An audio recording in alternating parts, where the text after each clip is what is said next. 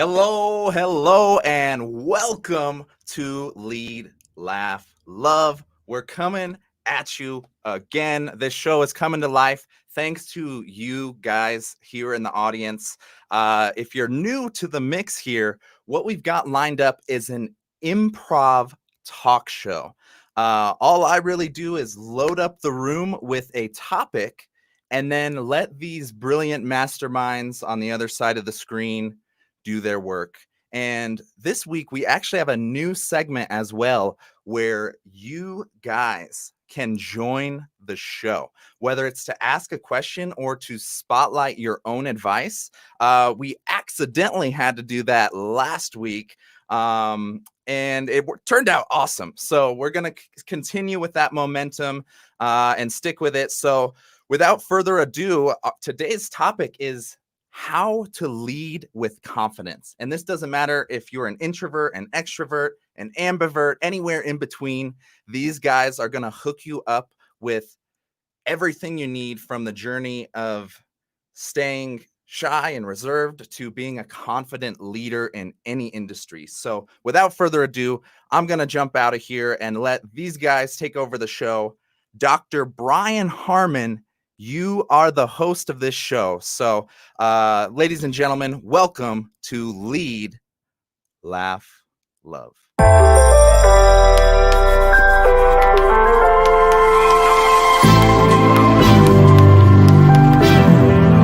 What you gonna do?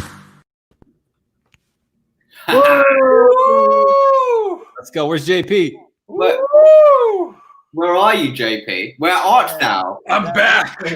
Spicy. Oh, Look at this unicorn. God, what is that? What? Why? Where? Where do you find this stuff, John? It's the same unicorn from last week, the one that took me out. I ended up hunting it down, scalping it, and then collecting its mane. Yeah, he sounds like Brad Pitt from Glorious Bastards. I want me my scalps. Like, on a serious note, did you like make love to that unicorn and suddenly you're okay cool. I love in the sense that I wanted to take its magic. Well, hello everybody. I'm your host. Let's move right along.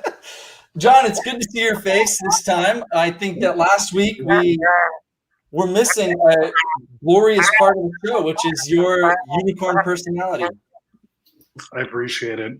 Yeah, I'm going ahead and right now I'm closing all my tabs so that I don't freeze up 15 times. Right, cool. Today we're going to talk about how to lead confidently. So we're going to start off. I have been notified that I am the host for today. Are we doing okay on sound? There's some background noise. Yo. Sorry, hopping in here. We are not doing good on sound. We got a feedback issue from somebody's speakers. I do not know whose. Who that be? Welcome to the improvised show, ladies and gentlemen. Improvised, ladies and gents. This is when you know it's improvised, right? All right, keep it rolling. All right, cool. Is that better? Everybody sounds better now? I think it does. I think we're good. Better. Very cool. Yeah. That was So it. how to lead confidently. Let's get into the beef here.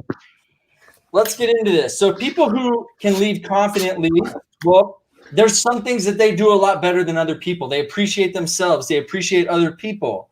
They enjoy growing as a person, finding fulfillment and meaning in their lives. They're able to dig deep and be creative. They enjoy creativity. They make their own decisions without conforming to what others tell them. I want to know for you guys, though, what does it mean to be confident? What does the word confident mean? John? First, I have to say, you look like you're in 2050 right now. Like, the clarity of your screen is insane. I look like I'm recording with a potato. Like, that is incredible. So, when it comes to confidence, I think it's, a part of confidence is what I'm doing right now.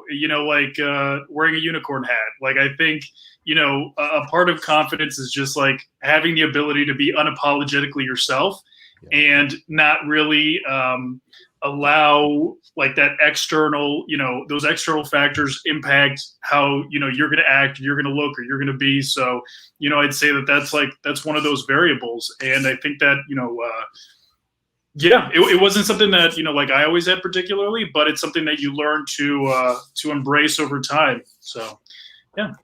Yeah. Hey, before we go any further, can we touch on that? When did you struggle with confidence? What happened? When I was in like middle school, it was like elementary school, middle school, high school. I was like perpetually bullied. I was bullied constantly because I was a little bit, like a little bit weird. And I just remember that it got to a point where, like whether it was like at home or it was at school, I was getting bullied anyways. So, might as well be yourself. If nobody's going to like me the way that I am, then, I might as well like try things and test things. And it's really been something that's helped me as an adult. Just like, I don't really have that type of fear because, it's just like, oh, well, and nobody liked me anyways. So what do I have to lose? And it kind of gave me that confidence to just kind of be myself and do what made me happy. So yeah, okay. The ones that I worry about are the people that, their entire lives, they felt like they had to satisfy somebody or they had to like, and make somebody feel, like they just had to make somebody happy, like a parent or a friend or a spouse or whatever. I just didn't feel like I had that challenge. Got lucky. Yeah. Well, you're certainly not weird at all, John. So not you fit right in here with the rest of the unicorns. Alex, you seem to me to be a very confident guy. You're handsome. You're in great shape. You got some beautiful content that you put out. You're funny. You seem to have the whole package. Where does confidence play in your life? Where is that coming from? Well, similar to JP, I mean, I had very little confidence growing up, especially in elementary, grade school, high school, for sure, even after high school. I just I didn't think I could be who I am today. I didn't think it was okay to be myself. I thought I was weird. I didn't fit in. And at the same time, here's the other piece to it. Like what really changed for me is when I started committing to myself and to others too, but to committing to doing something and then following through with it.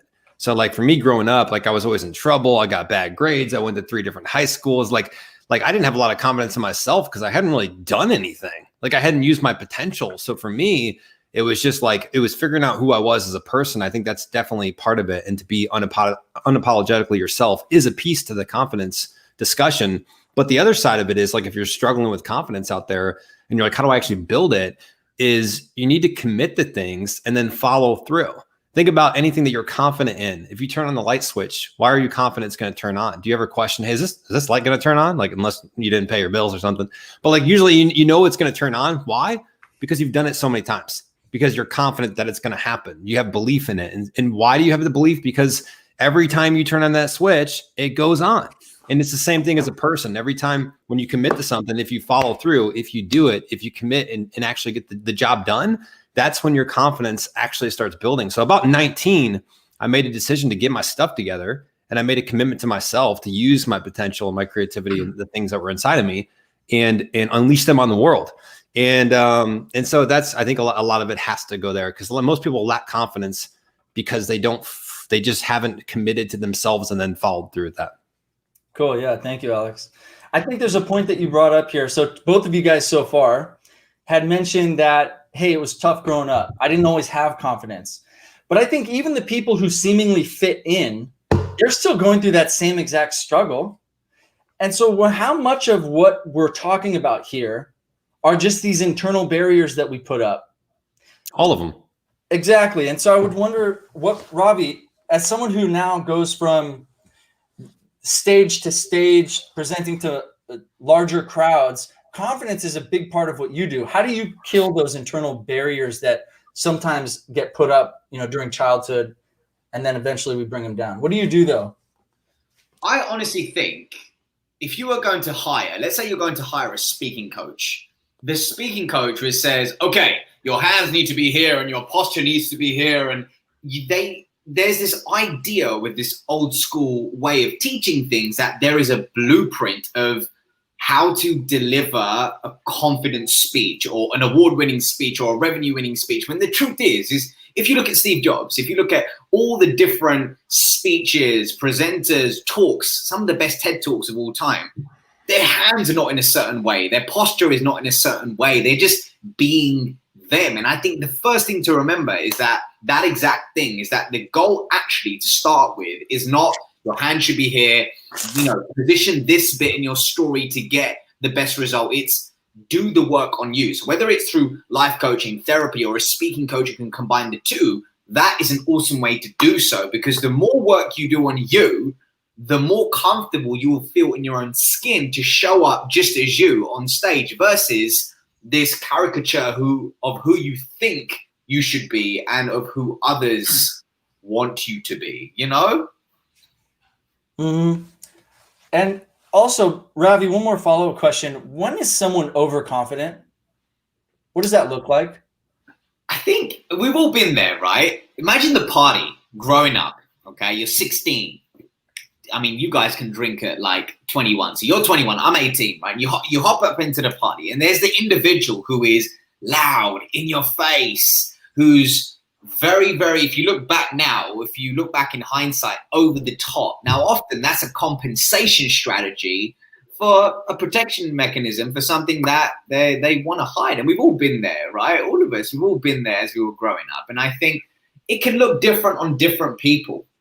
It really, overconfidence can look different on different people. Let's take Tony Stark, right? From Iron Man. He's not like, blah, blah, blah, blah. He's very, very calm. He comes across super confident. He's just sharp and quick-witted. Now, arguably to some, that is overconfidence. Is he compensating for something? I don't know. I love Iron Man, but I think it looks different on different people depending on what you value. So, for example, if you value money, you're going to put the overcompensatory strategies focused on money.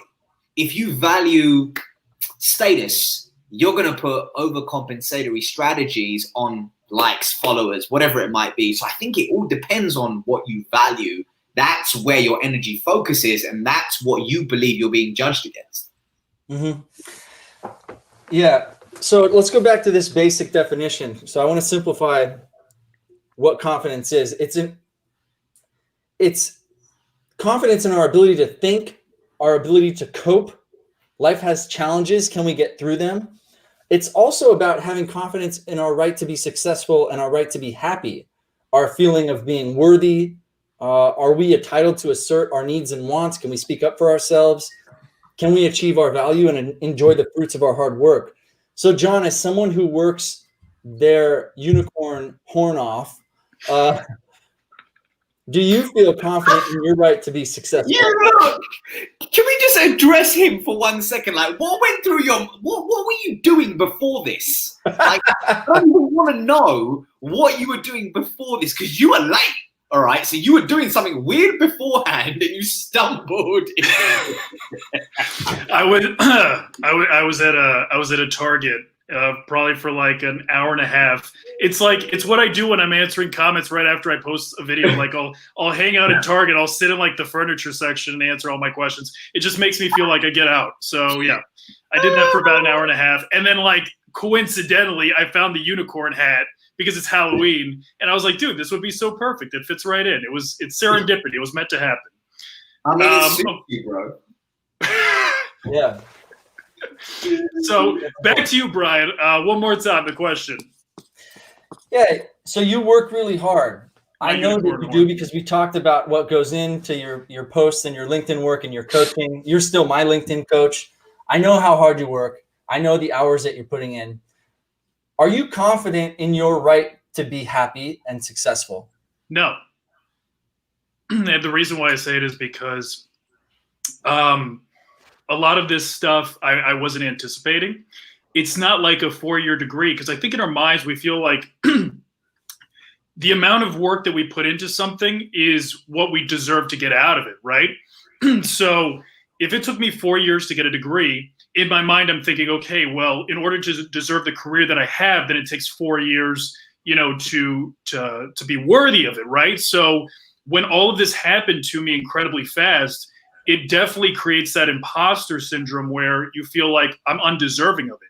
It doesn't matter if maybe you have a little bit of a talent for it, or if it came naturally to you, you're going to feel like undeserving of it. So you're going to work harder to try to compensate for the fact that you found a lot of success for it. And I think that a lot of like what goes through my mind on a daily basis is, I'm going to lose this at any moment. I need to continue to work at this rate because I need to enjoy it while it lasts.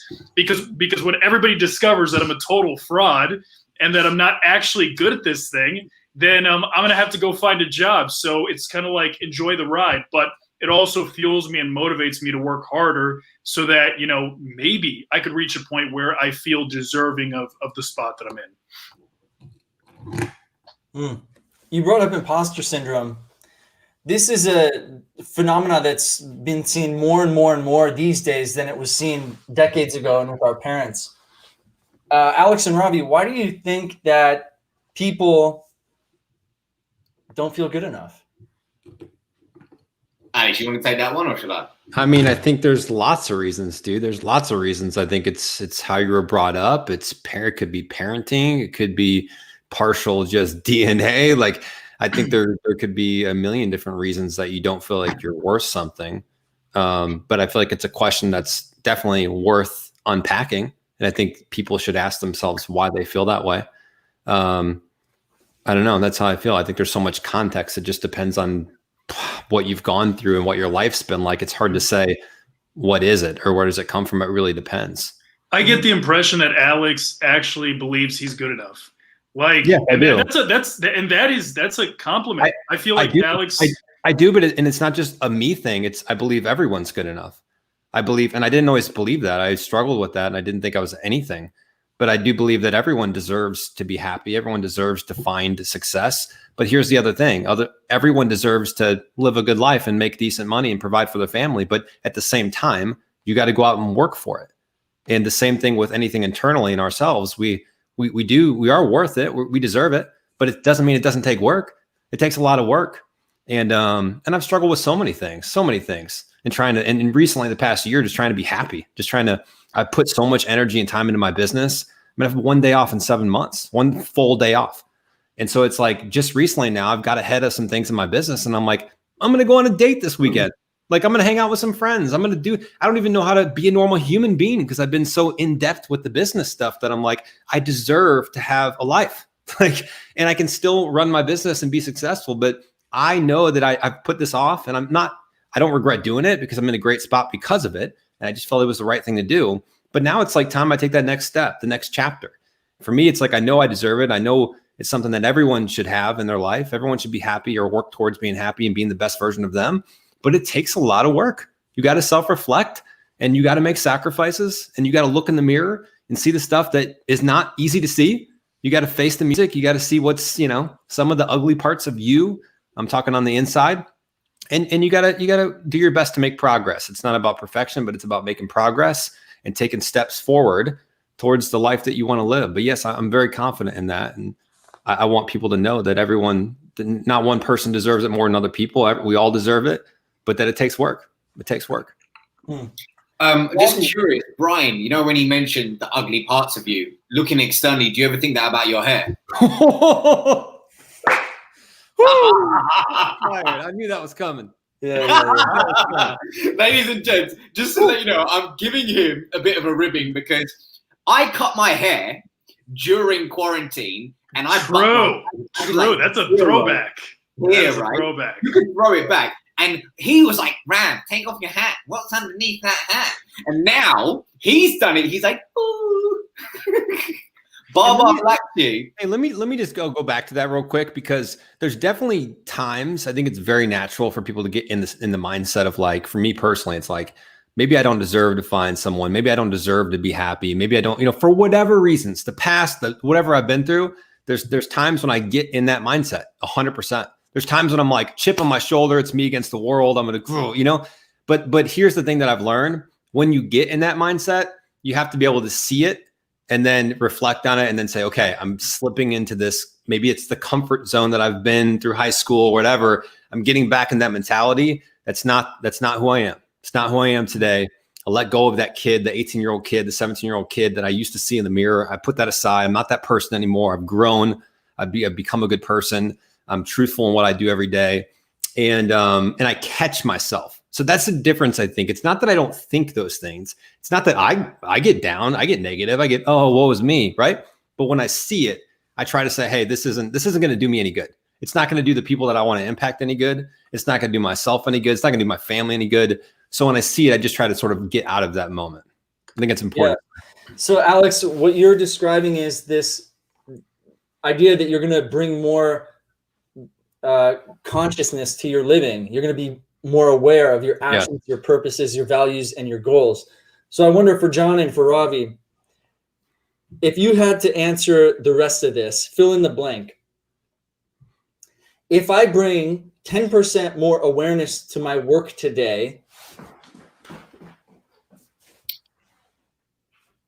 okay, JP, you going or me? I have something to say after. Go for it. You got it. Okay.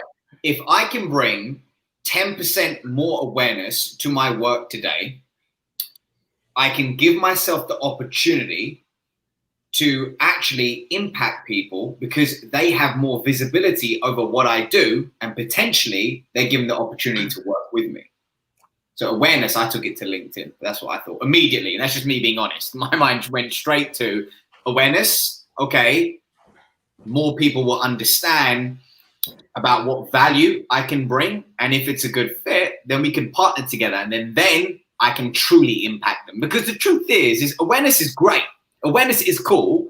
But through a 1 or 2 minute LinkedIn video, there's only so much impact that I can have. It can be broad, but often it can't be that deep.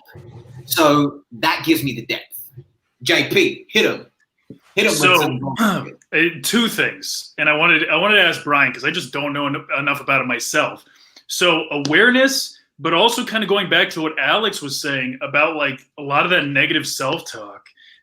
Something that I heard, I don't remember exactly where it was, but as I started to really reflect on it, I started to realize that a lot of that negative self-talk, a lot of those times that we will, remove that confidence from ourselves and feel like we're undeserving of things, like whenever we have that negative self-talk, it's like you start to recognize like somebody put those thoughts into your head. You were not born thinking that you were unworthy or undeserving. That was, such and such individual, so Brian, I kind of want to hear your perspective on that. Do you feel like when we do that negative self-talk, it is born from us, or is often, more often than not, is it born from others, maybe what they say to us, whether directly or indirectly, that kind of causes us to have that lack of self-confidence? So most of us tend to have a negative record spinning in our head. It just is like, Vigga, you suck. Vigga, you're too fat. Vigga, go to the gym, or whatever the situation is. And imposter syndrome is like the feeling of, hey, I've worked this hard, but am I still a fraud? So here's an example. When I go to work with a CEO that has 150 employees, I've never been a CEO with 150 employees. So who am I to give this person advice? So I have to then tell myself, am I going to let that negative record spin in my head saying, you're not good enough? You don't coach CEOs. No, because that's basically what is happening is I'm letting this old habit continue to talk to me. And the purpose of living consciously and meditating and having that awareness is to say, hey, that's actually not the case right now. I am qualified to have a conversation with this person because of X, Y, and Z. And then more often than not, that conversation ends or a coaching session ends, and it was huge. It was a breakthrough, a transformational moment. So then you have to just remind myself, I got to kill that negative record that's playing in my head because I've seen something else. I've done it. I've demonstrated it over and over and over again. So I have to now make a new habit. I have to make a new habit. Whatever old little child Brian has been telling himself for the 36 years. Wait, 30, am I 36? I'm 36 now. Whatever I was telling myself for all those years, that's just a bad habit that I need to overcome by being aware and now thinking the thought that's appropriate given that moment. Let's remember this too. A lot of this stuff goes back to our primitive brain. Like we weren't designed to be like happy and to go live our passion. Like that's not what we were designed to reproduce and survive. So a lot of the things that you think in your head, and you're right, Brian, we literally, at least for me, I will sit and just play an old Netflix movie that is the memories of my past in my head over and over that are not positive. And I'm like, why am I reliving this? Why am I, this is not good. I shouldn't be thinking about this. But we do that in a lot of it. And when we're fearful, we say, oh, I don't know if this is going to work out, or, ooh, maybe I shouldn't do this. A lot of times it's because it's our brain's way of trying to keep us safe. Because back in the day, you needed those things because you might get attacked by a tribe or a wild animal, or you might not be able to, hunt for your food. Where today we don't need our brain to be so active in the survival mode. It's actually holding a lot of people back. It's really killing people's dreams because they're in the survival of just being fearful of taking a step forward because it may be a risk. I don't want to be bold because what if it doesn't work out? And the reality is it's not going to kill you most of the time. Like everything that we're talking about today, you need to take the step. You need to be bold. You need to take a little bit of a risk. But I think a lot of it goes back to that primitive mindset, trying to keep us alive. I also think for the people in the comments here, because the comments are some really interesting stuff, and Mike hit us with some really intellectual, really in-depth perspective there, which is super cool. But let's just be real for a second. We all have moments where we feel vulnerable, weak, imposter syndrome, etc. But there's a difference between a moment and, for example, 10 years worth of an issue.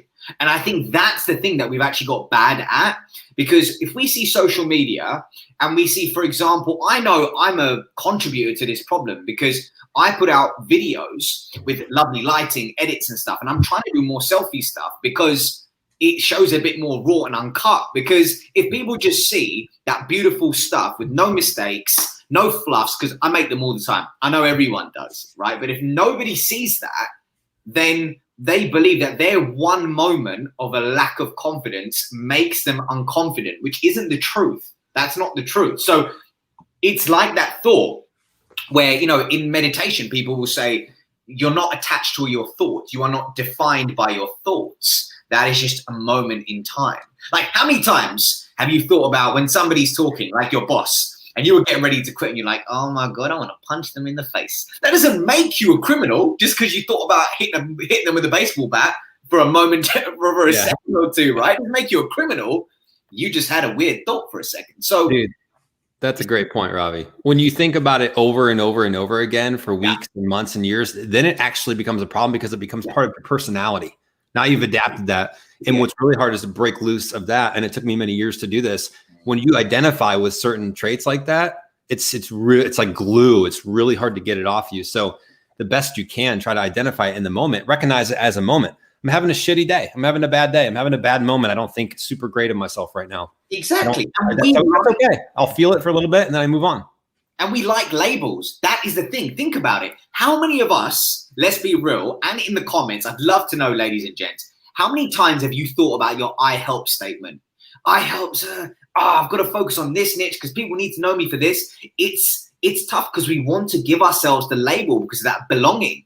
So when we say I have anxiety, I am not confident, I struggle with imposter syndrome, is it a moment or is it decades worth of labeling just to keep you safe? When you wake up, you have to think about the vision of the future every morning and not replay the memories of the past. I heard that one day and it just changed the game for me. Like, don't wake up and think about who was I in the past or what negative thing happened, or let me replay this old story, this old movie on Netflix. Like, think about who am I and who do I want to be and where do I want to go? And that dictate the start to your day. It's really a pretty big difference maker. Yeah, Alex, the people who talk about the past are the same people who defend against change and future. So I think that's a cool point. I know we are going to open up the show for a guest. Let's break some people out of the comments, y'all. Who's coming on? Who's coming on? Who's ready to break out? What's happening? Who's it going to be? I've got a feeling, okay, I'm going to guess. If it's correct, then JP takes his unicorn outfit off and we see what's underneath. I didn't get a haircut. It's really Joe Pesci with the Snickers bar. I feel like it's going to be Mr. David Hawksworth. I feel it. I know it. I hope it's gotta. It's gotta be gotta. Gotta? It's gotta be. Yeah, so hey, if you guys are watching this, click on that StreamYard link and then Travis can plug you right in. Hey, so with LinkedIn stories, how much has that kind of tested everybody's confidence, especially Ravi? Like you were saying, Oh yeah, you don't have it. Never mind. But for everybody else in the room, like we have to get out of like that rhythm. We have to get out of like that box that we kind of put ourselves in. So like Alex, I know you're killing it. Like Brian, you're focusing more on personal stuff and dino pictures that I'm able to rip. Did you see my post today, Brian? Like you're a featured part of it. I don't know if you got to it yet. I saw that you put my head on Rex from Toy Story. I really enjoyed that one, as well as my son. Your son liked it? That's cute. I like that. He did like it very much. I'm going to look at what you did today, though. Yeah, no, you're in my video. I didn't tag you in it, though, because I wanted to surprise you. But you're in basically half of it. JP, don't you think Brian is more Woody from Toy Story? I thought he'd be more Woody. No, I'm Buzz. Nah. I'm Buzz. And you're like that little army guy with the military green shirt on. That's like, hey, what's up? What? Listen, bro. Oh, Yeah. Dimitri! Hey, What's up, brother? Hey, fella. What's up, man? Dancing Dimitri. Yes, Should have sir. changed your name. I love that we both have the brick wall, except mine's green screen. I think yours is real. It's real. There it is. Very cool. Thanks for joining us, Dimitri. Would love to hear your thoughts on the topic of confidence. Yes, I love the topic. I think that we should talk about it more often because if you think about it, it pretty much is the root cause of not understanding self-awareness. Many times we worry too much about the reaction of other people, and we forget to have the introspection. In other words, to get to know our own selves. In other words, who is Dimitri? What does Dimitri want to do, and what does he like? As opposed to, hey, what is everybody else doing, and what is everybody else thinking of myself?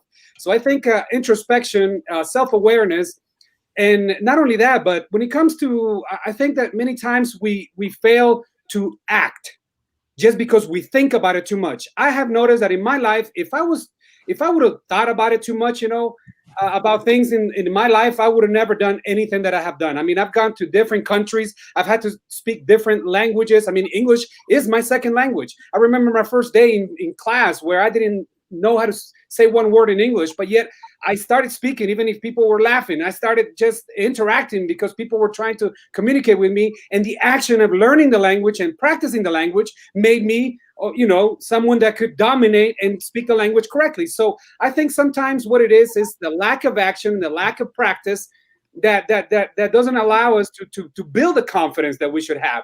So I believe that if we lack confidence, we need more action, we need more practice, and we need to understand who we are and what we want to do in life and forget about everybody else. That's beautiful. Dimitri, so you coming in from Guatemala right now? Yes, sir. Guatemala. Awesome. Dude, my kids are happy. I love the thoughts. I think that what you've done is you've coped with difficulties in your life and pushed that confidence forwards through what you're doing today. Beautiful, beautiful. Any other questions for Dimitri, guys? Dimitri, I'm curious here. When it came to, so let me preface this for a second. I think sometimes you can't be what you can't see.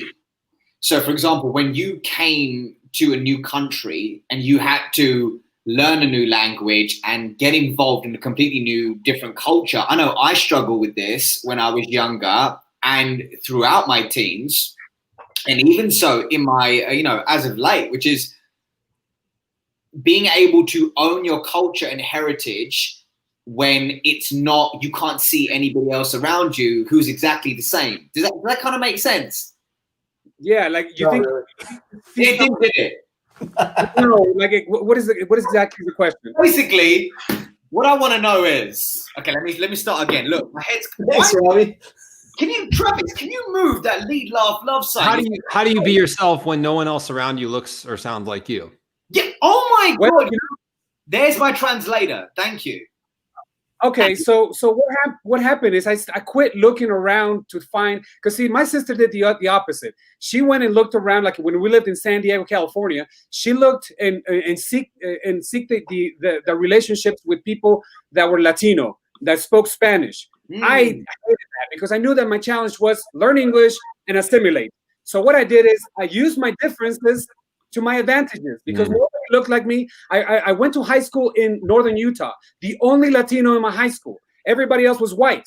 But what did I do? I noticed that, my hair slicked back, coming from California, having an accent, loving to dance. So I said, okay, I got to be me. And I noticed that when I was more myself, people actually appreciated it more. And people are like, yeah, you're not like us. You're cool because you're not like us. Dude, that's it.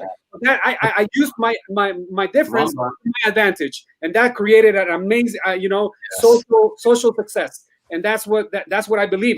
You gotta, like I said, we spend so much time trying to fit in as opposed to standing out. And I recognize that. I didn't want to fit in. I wanted to stand out. Dude, that's magic. Well done, Dimitri. Thank you for being with us. I'll see you on the LinkedIn. Keep up the beautiful work you're doing in the computer science world. All right, and I think we're bringing Gada in. I have a question for Gada. The Gada. There she is. Finally, oh my goodness. How are you guys? All the way from Asia to you guys. You're in Kuala Lumpur, Malaysia, correct? Yes, it is. It's actually 2 a.m. to be more precise. Yeah. Oh my gosh. Yeah. Ending my day soon. But it's so good to see you guys. Like Alex, okay, Ravi, Brian, I have JP is my first time actually seeing you in person. We always chat. Alex, same thing here. Oh my God. It's so good to be here. Thanks for having me, you guys. I'm just gonna be here for a bit. But yes, let's talk about confidence. Yeah, let's do it. Speaking of What would you guys like to ask Gada? And just say, who do you like more, me or Brian? Can we just be real with it? I just want to know. I love that. Don't even. You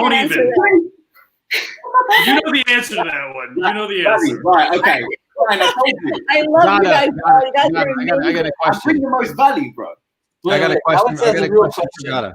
Hey, let's hit her with a question. So, where do you think, like, if someone's struggling with their confidence, what's the first step that you would tell someone to say, hey, just if you're really struggling, you don't feel very confident, where do you start? Or where have you started in your journey? Well, I'm a very good example. I am actually a very shy person. It took me quite a bit to come here, but because I'm comfortable with you guys, because I'm comfortable with you guys, I actually stepped in, or I would not. But I would say to anybody that wants to start this for the very first time and is completely shy, is to believe in yourself. Take the moment. Once it happens and it just feels right, your gut feeling kind of tells you this is it. Just do it and go with your gut feeling and just believe in you. And there's nothing wrong with you just being yourself and not to listen to the noise outside. Yeah. So just be yourself. Brilliant. I think what Dimitri said and what you just said, Gada, is important, that we, like, especially when we're young, we're almost like taught and we think we need to fit in. And we try to hide our uniqueness. We try to hide our differences because we're worried that what if we don't fit in, No. And it goes back to our primitive survival brain for sure. But then as we get a little bit older, we realize, wait a second, this is my opportunity. This is how I stand out. This is how I market myself. And so it's really interesting. It's so cool to hear. And what I love about this whole journey is that you start to, as you begin to heal and as you kind of start to find yourself, you start to see it in other people. You start to recognize the people that have the same spark that you have, they just haven't developed it yet. I saw it in Gada. I could see it in Brian and Ravi and Alex. I've seen it in all of you. And I was like, okay, these people have that spark. Maybe they haven't peaked yet, but if you just put them in the right place, in the right positions, it's like they can really be something special. But you only start to develop that eye for talent, that eye for people that have that spark by going through that healing process yourself. So that's been probably the most impactful part, is not only the healing you do yourself, but the healing that you start assisting others with as well. So really cool. I agree. Thank you. Thanks, Gada. You're the best. Thank you so much. Do you guys know it's Customer Service Week, by the way? I don't know if you guys know. We haven't talked about it, but just wanted to. Yeah, it's Are you in customer service? Yeah, it's from the 5th to the 9th. Yeah, so I was like thinking, I wanted to bring it up. I'm like, we shouldn't be a week. Of course we knew that. That's why we brought you on the show, obviously. We're open customer service. Just have to mention it. Just wanted to throw it out there. We appreciate it. That's cool. Thank you so much, you guys, for having me. You guys are awesome. Keep doing what you guys doing. You're inspiring a lot of people, including myself. So thank you so much. You have a good one. Take care. Much love. See ya. Bye. All right. And I think we're actually bringing in another person here. Travis, who is coming in? Who is coming into the lion's den? We actually just unicorn's lost den. Ryan. We just lost Ryan. We might have him back here in a moment, but as of right now, he has disappeared. We did What? turn on the portal, ladies and gentlemen. Please Let's join get the Joel. gentleman portal. Let's get Joel up in here. Let's get Joel. Let's get Sorrow. I want Saru. Sorrow. Saru. He's a big supporter. He posts some hilarious comments, man. I want to see Sorrow. Yeah, bring him in. He's always giving me shit because I look like I never sleep. Come on, Sorrow. Yeah, for those in the comments, you can click that link on Sorrow. Jump right in. Give us the truth in the comments. Let's get Sorrow. Dude, is Oh, it damn it! They went with Joel. Welcome to the show. He posts some hilarious What's up, comments. brother? I want to see. Yo, what is Yeah, up, everyone? bring Can him you in. guys, can you guys hear me? He's always giving me shit because I look Yeah, like we can hear you great. Come on, Sorrow. Yeah, for those in the comments, you can click that link on Sorrow. Jump right in. I don't know what's happening. Let's get Sorrow. they went with Joel. Welcome to the show. He posts some hilarious comments. Yo, what is up, everyone? Bring Can him you in. guys, He's Travis, we're having a meltdown. We need help. That was bad. Was that feedback from Joel? Oh my god, poor guy. All right, so then let's go with Saru. Hey, we got Ryan back in. Hey, Ryan, how are you, How sir? you doing, fellas? What's up, bro? Good to see you. Coming at you live from Alaska. Whoa. Fighting fires over there, brother? Oh, all done firefighting. I'm trying to show you the mountains in the background, but the screen's not picking it up. Beautiful up here right now. Beautiful fall day. Nice. Wow. Hey, Ryan, thanks for joining us. So, quick question for you. My pleasure. What are some of the times that you've experienced the best sense of self-confidence in your life? What are some of the times the best sets of self-confidence? As a leader, it was definitely stepping up and being, I talk about it a lot, leading with empathy and doing the job that everybody else, asking people to do something that you already have done yourself and are at least willing to do yourself. So without, I'd say the times that I've acted with the most self-confidence are the times that I felt like I gave the greatest contribution. One of the ones that stands out recently was the firefighter stair climb for cancer. And by inspiring others by just doing the right thing, I'd say that I really saw a huge uptick in the individuals and the people that I was leading. So I would say that's probably one of the ones that stands out for me. That's awesome. Thank you for the work that you're doing. Also, Ryan, I know that you and I have a call scheduled, so we'll talk about this even more. For all of the people listening, stay tuned for the Ryan and Brian show coming at you soon from Alaska and California. Thank you for having us, or thank you for joining, Ryan. Appreciate it. All right. There is some weird noise. The sound is a mess. It is. Luke, is he Yeah, gonna let Luke, us how are down? you, sir? Mr. Williams, what up, bro? Oh, he's on mute. Mr. Luke. Muty patootie. There we There we go. go. Sorry, had to figure it out. All right, cool. Hey, thanks for being here. We're lucky to have you here on board. Lucky for Luke. Very. Thank you. I You got am. something on the back wall there. It looks like a guitar, yeah? It is a ukulele. Ukulele. Oh, I've got one over here. Look, check it out. Right behind Yes. my drum set over there. I'm saying I was matching a few of you. I've got a brick wall behind me, and a ukulele. Yeah, that's so. cool. Hey, so tell me this: when you're doing your music, how have you found that creativity has fueled your confidence? Well, I've been playing music since I was about 7 years old. So that's something that really, that's kind of the thing that I think everybody probably has that they're really good at, but they're also still kind of like always feel inadequate about, like it's like, I'm always like, I could have done better. I could have not missed that many notes, or I could have, whatever. Even though, to most people, it's like, wow, this person that really has command of that instrument, So, I think that that with absolutely your ability and your confidence in being able to play an instrument, especially in a setting where you have to improvise, it's absolutely like, you can be creative because you're confident with your mastery of that instrument. Yeah. And I think also you got to give yourself the opportunity to fail too. Yeah. Absolutely. Absolutely. I teach about 40, 50 kids a week, like private lessons.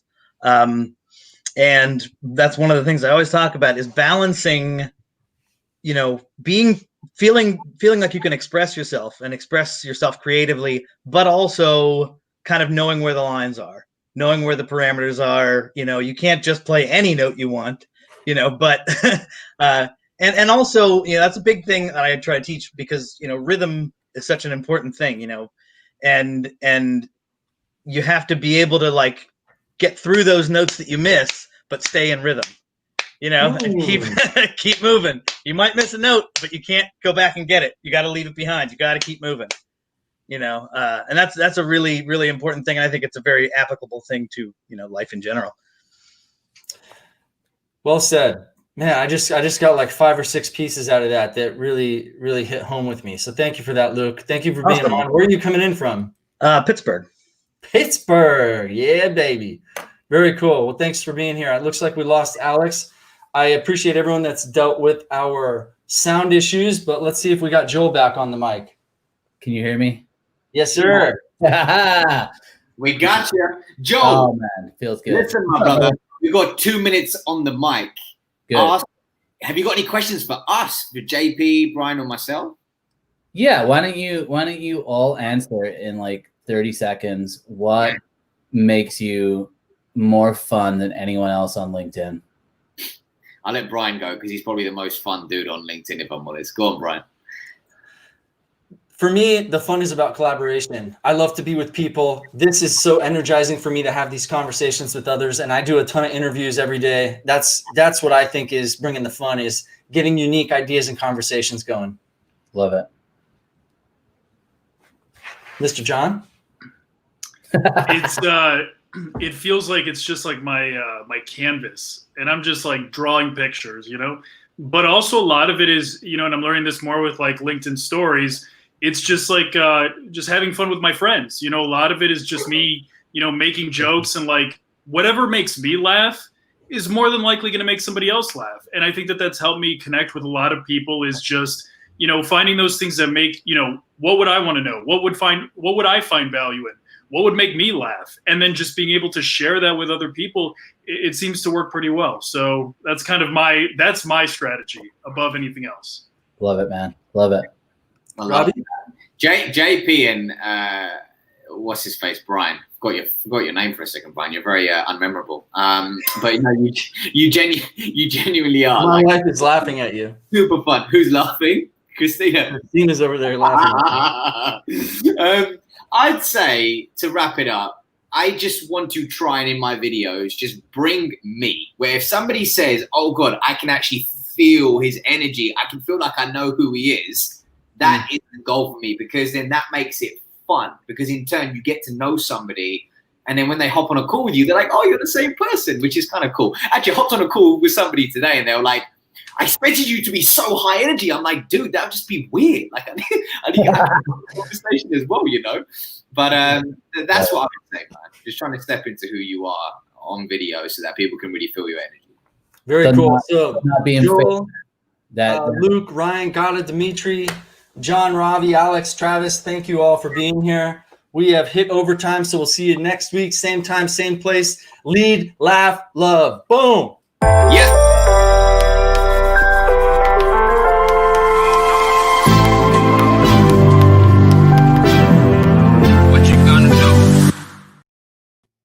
Yo, thank you guys so much. A little bit of technical difficulties throughout there, but we're ironing this out every week. So thank you so much. Hope you enjoyed this episode.